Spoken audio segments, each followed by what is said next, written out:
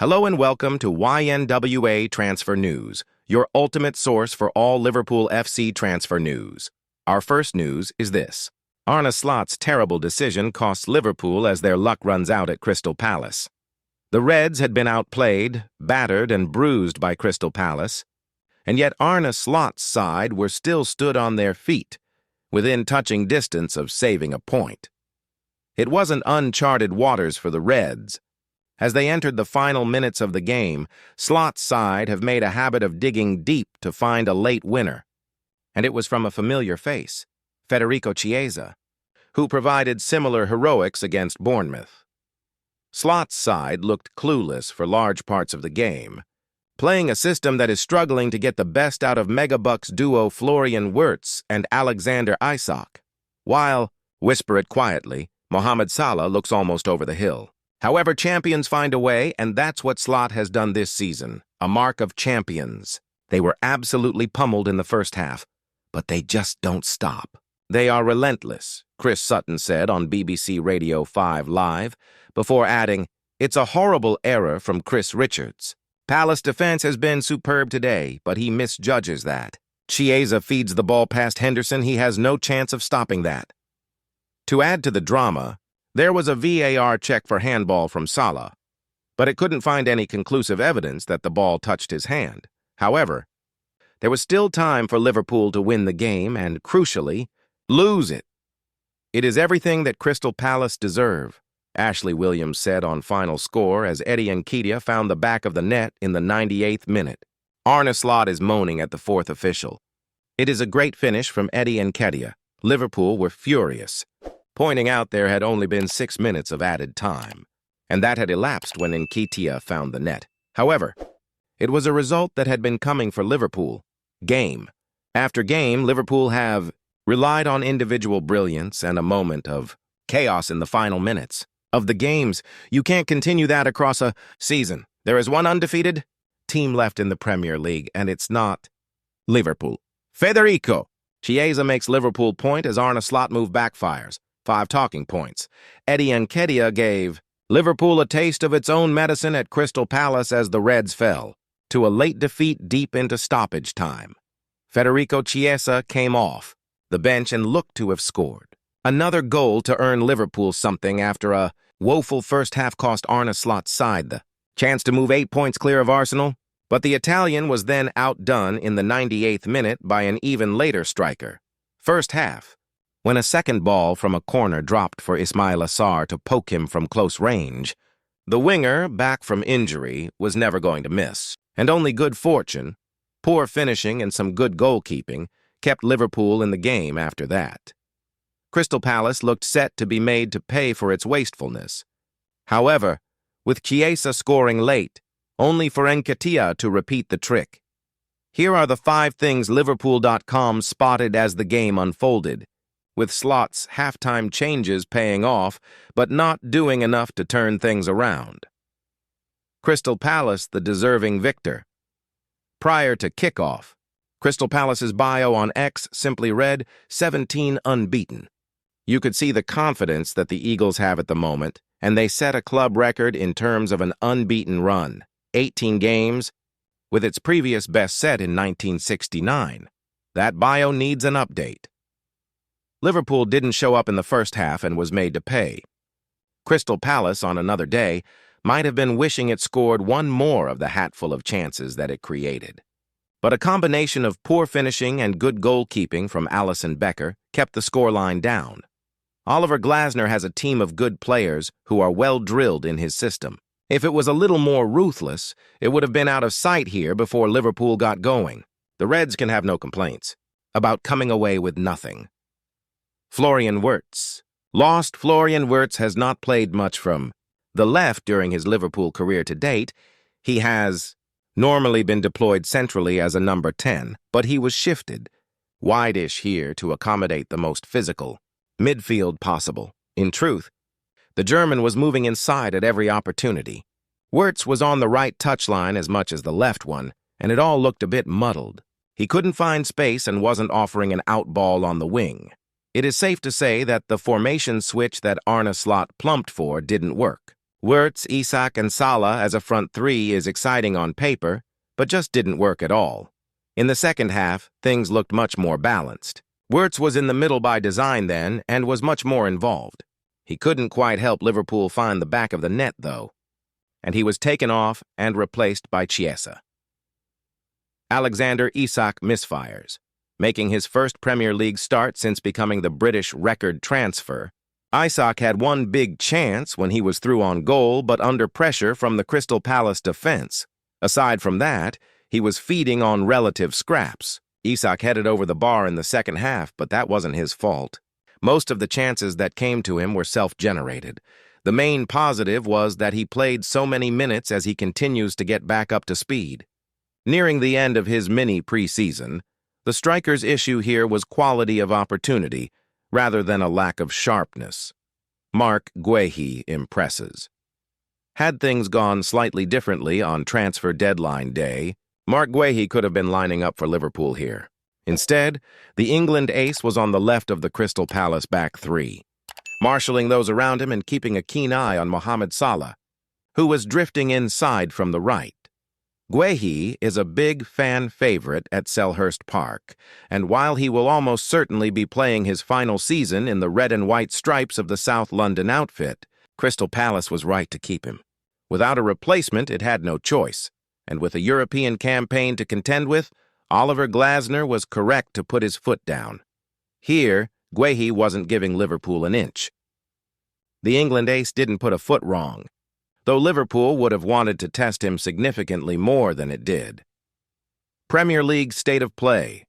Liverpool knew that a win here would move it 8 points clear of Arsenal in the Premier League standings. Though clearly it is still very early in the season and Arsenal is yet to play this weekend, that would have been a substantial gap. Mikel Arteta's men will take on Newcastle United at St. James's Park tomorrow, a tough fixture, but one that Liverpool has already won this year. And anything less than a victory for the Gunners would have left them trailing by a decent gap. Instead, Liverpool couldn't get the result that, even at this stage, would have dialed up the pressure on Arsenal. Having lost at Anfield, it doesn't want to get into the same position as last season, where it was playing catch-up and eventually ran out of chances. If Liverpool wins this game and Arsenal loses on Sunday, the title race is over. Finished, Paul Merson said this week. That might have been a tad dramatic, but the Reds missed the chance to test his theory. Premier. League explains referee's late decision as Liverpool loses to Crystal Palace. Liverpool endured an anxious period before its equalizer against Premier League rival Crystal Palace was ratified. Arne Slot's players found themselves trailing at Selhurst Park following Ismaila Sarr's opener, but they responded in the closing stages through substitute Federico Chiesa. VAR stepped in to scrutinize the goal for a possible infringement by Mohamed Salah, although officials ultimately ruled that no wrongdoing had occurred. Despite Liverpool's equalizer in the 87th minute, former Arsenal striker Eddie Nketiah popped up in the 7th minute of added time to snatch the win for Palace. To make matters worse, Marc Guehi, who was on the verge of joining Liverpool in the summer before his transfer collapsed, provided the assist for Nketiah's goal. Krylev, 87. The referee's call of goal was checked and confirmed by VAR. With it deemed there was no conclusive evidence that Salah handled the ball in the build-up, a post to X from the Premier League Match Centre read, "The result leaves Liverpool just 3 points clear at the top of the Premier League, with Palace in second. I just tried to stay calm, got a good first touch and a nice finish." Nketiah told Sky Sports at full time, on the jubilation at full time, Nketiah added, "That's what our fans are known for and shows the togetherness of the group. We always keep believing." There was still time to play. The manager said to stay calm, and you will get another situation, and thankfully we did. There aren't many teams who can create that many chances against Liverpool, so a thoroughly deserved 3 points. We are just taking it one game at a time. We have a really good group. We will keep pushing and try to bring more success to the fans. Slot, meanwhile, told Sky Sports, "Very difficult first half. They did really well and deserved to be 1-0 up. We were lucky it was only 1-0. Second half, it was the opposite. It took a while before we scored, and we did with a few minutes left. But from a second set piece, they won the game. If you want to compete, you need a very positive balance with set pieces and even more in this league. It was one of our biggest strengths last season. Now we have conceded 2 against Newcastle and 2 here. But this league is more and more about set pieces. Real Madrid eye, Liverpool rock, Konate monitored for free transfer after Saliba blow. Real Madrid are reportedly monitoring Liverpool defender Ibrahima Konate as a potential free agent signing for next summer. According to ESPN sources, the Spanish Giants have turned their attention to the French centre-back after their primary target, Arsenal's William Saliba, committed his future to the Gunners with a new 5-year contract. The development represents a significant shift in Madrid's defensive recruitment strategy. Sources close to the club reveal that Saliba was their top target to strengthen their backline, having fulfilled all criteria for a suitable signing. However, Arsenal's successful retention of the 24-year-old France international has forced Los Blancos to explore alternative options. Konate, 26, finds himself in an intriguing position with his Liverpool contract set to expire at the end of this season. The towering defender has been instrumental in Liverpool's recent success, helping secure a Premier League title and multiple domestic cup competitions since his $36 million move from RB Leipzig in 2021. Madrid's free transfer strategy. Real Madrid's interest in Konate aligns with their established policy of recruiting top-tier talent on free transfers. The club has successfully employed this strategy in recent years, securing high-profile signings including Trent Alexander-Arnold, Kylian Mbappe, Antonio Rudiger, and David Alaba without paying transfer fees. However, sources indicate there isn't unanimous agreement within Madrid's hierarchy regarding a move for Konate. Unlike the Alexander-Arnold acquisition, which received widespread internal support, the Liverpool defender's potential signing has generated some debate among club officials. The Spanish Giants are also considering RB Leipzig's Castello Luqueba as an alternative option. Madrid's defensive planning stems from expectations that Alaba will depart when his contract expires, while Rudiger's potential move to Saudi Arabia remains a possibility. Liverpool's contract dilemma. Reports suggest Liverpool have struggled to reach agreement on a contract extension with Konate. While the defender isn't actively pushing for an exit from Anfield, his representatives have begun exploring potential options should he leave next summer. Arsenal and Chelsea have also emerged as interested parties, with both Premier League clubs monitoring the situation closely through intermediaries. Chelsea, in particular, may have greater need following Levi Colwill's serious knee injury, which has left their defensive options depleted. The timing couldn't be more challenging for Liverpool. Giovanni Leone, their $26 million summer signing from Parma, suffered a devastating ACL injury on his debut against Southampton. The 18-year-old Italian, viewed as a long-term successor to Virgil van Dijk, now faces approximately a year on the sidelines. Defensive concerns. Mount Leone's injury has left Liverpool with just 3 senior centre-backs: Van Dijk, Konate, and Joe Gomez. With Van Dijk recently turning 34 and Gomez's injury history, the potential departure of Konate would create a significant void in Arne Slot's squad. The situation may force Liverpool's hand in the January transfer window. Marc Guehi remains on their radar after a failed summer pursuit, with the Crystal Palace captain available more affordably as his contract enters its final months. Liverpool's confidence in retaining Konate may prove crucial in the coming months. The club believes they can secure his signature on fresh terms, but the allure of Real Madrid and other European giants presents a formidable challenge.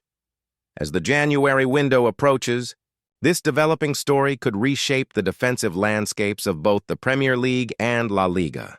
For Liverpool fans, losing another key defender would represent a significant blow to their title. Aspirations under Slot's management the coming weeks will prove decisive in determining whether Konate remains at Anfield or becomes the latest high-profile addition to Real Madrid's impressive collection of free transfer acquisitions. Liverpool fans concerned about Alexander Isak now, and Newcastle United saw it coming.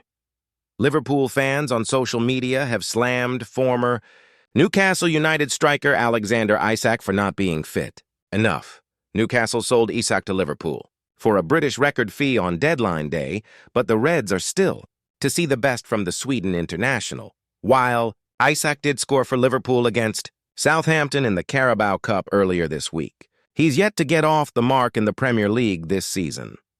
With Hugo Ekitike suspended, the 25-year-old started up front for Arne Slot's side on Saturday for their first defeat away of the season, away at Crystal Palace.